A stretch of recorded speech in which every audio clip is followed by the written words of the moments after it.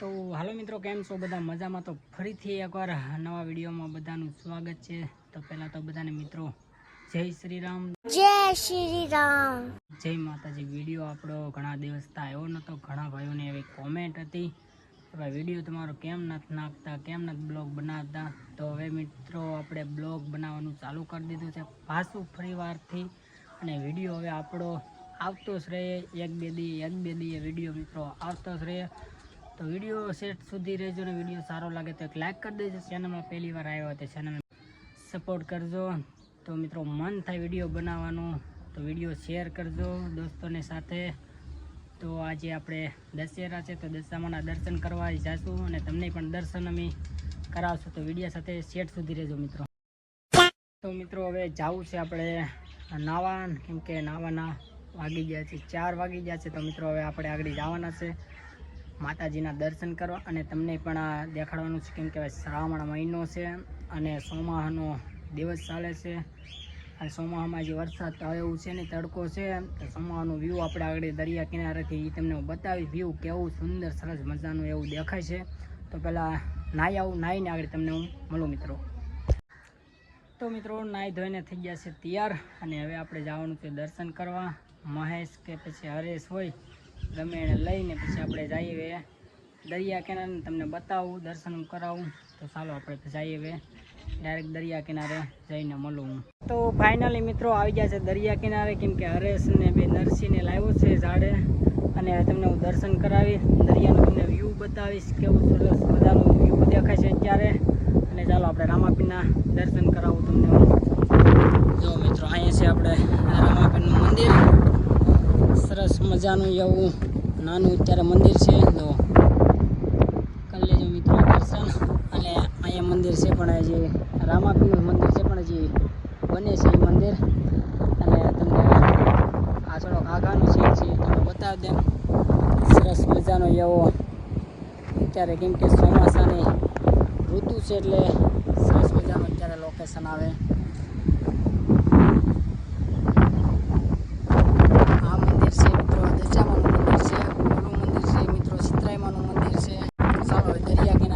આપણે તો ફાઇનલી મિત્રો જે છે આ દરિયાની બાજુમાં ભાટોળું છે, તો અહીંયા છે ભાટોળું અને અહીંયા છે દરિયો, કેમ કે જે પાણી ઓર છે એટલા માટે મોજો નહીં થાય એટલો બધો, કેમ કે પાણી ભરેલા હોય ને તો એટલે માલું બધી પર પાણી અડી જાય।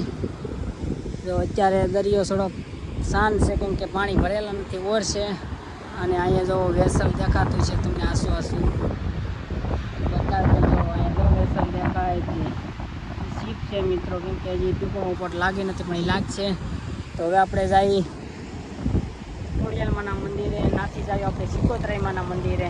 તો ચાલો કન્ટિન્યુ વિડીયો સાથે જોડાયેલા રહેજો મિત્રો, જઈએ આગળ। હવે છે મિત્રો અમારા ગામની સ્કૂલ મોટામાં મોટું જોઈ શકો છો કે કેમ કે દરિયાની હિસાબે ખાસની હિસાબે સડક પડી ગયા છે। તો ફાઇનલી મિત્રો પહોંચી જશે અત્યારે ખોડિયાલમાના મંદિરે। આવું તમને દર્શન કરાવું કેમ કે દરિયા કિનારે આવ્યું છે મંદિર બાજુમાં, અને દરિયો પણ બાજુમાં છે જો। તો આવો મિત્રો તમને કરાવું દર્શન ખોડિયાલમાના। જય માતાજી, કરી લેજો મિત્રો દર્શન છે ખોડિયાલમાની મૂર્તિ। જય ખોડિયાલમાં, સરસ મજાનું એવું મંદિર, અને દરિયા કિનારાની બાજુમાં આવેલું છે મંદિર, કેમ કે દરિયામાં છે જો ભાવ પાણી બાજુમાં છે। તો એટલો સાથ છે માતાજીનો। તો ચાલો જઈએ સિકોતરાઈમાના મંદિરે, ના જઈને તમને તો ફાઇનલી પહોંચી ગયા છે અત્યારે સિકોતરાઈમાના મંદિરે। આવું તમને દર્શન કરાવું, સરસ મજાની એવી મૂર્તિ હોય કે પછી સુબી હોય આવું તમને બતાવું। અંદર જઈને જો મિત્રો દર્શન કરી લેજો।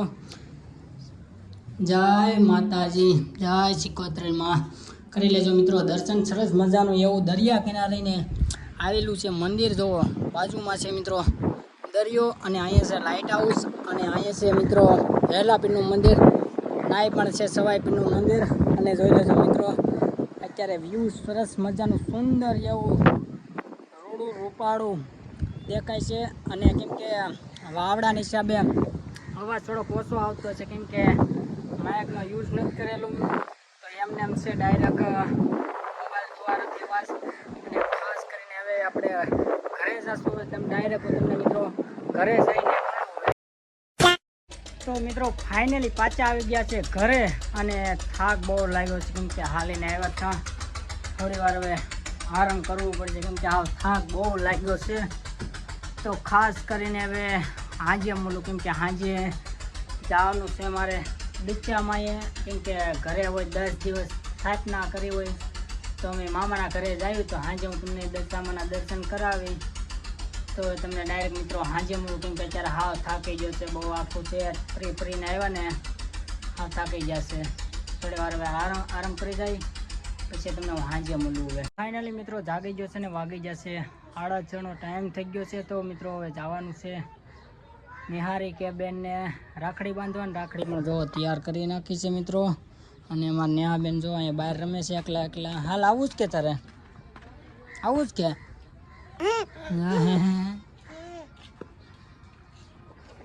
હાલો તો મિત્રો રાખડી બાંધવા જઈને આગળ તમને મળું હું.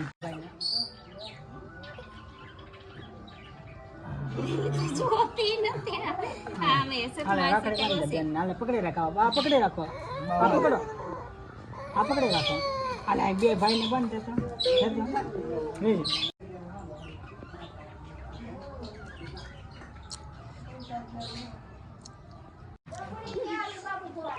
ચાલો ભાઈ રાખડી બંધાઈ ગઈ છે હવે.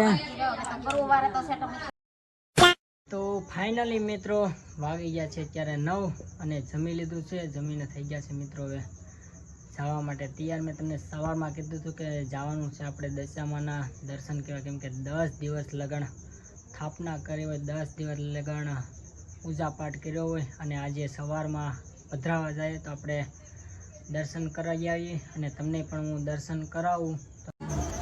તો મિત્રો કરી લેજો દર્શન ને દિશામાંની કોમેન્ટ કરી નાખજો.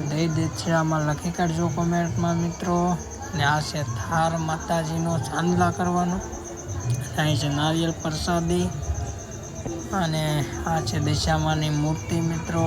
સરસ મજાની એવી દિશામાંની મૂર્તિ છે કેમ કે આજે તો 6 વાગે પધરાવા જવાનું છે દરિયામાં.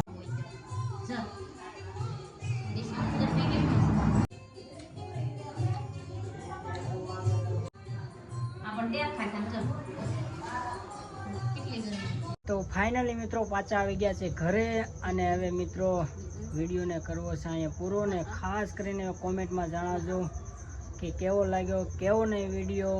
તો વિડીયો આવા મિત્રો આવતા રહે. તો મળીએ નવા વિડીયોમાં. ત્યાં સુધી બાય બાય બધાને. જય શ્રી રામ, જય માતાજી.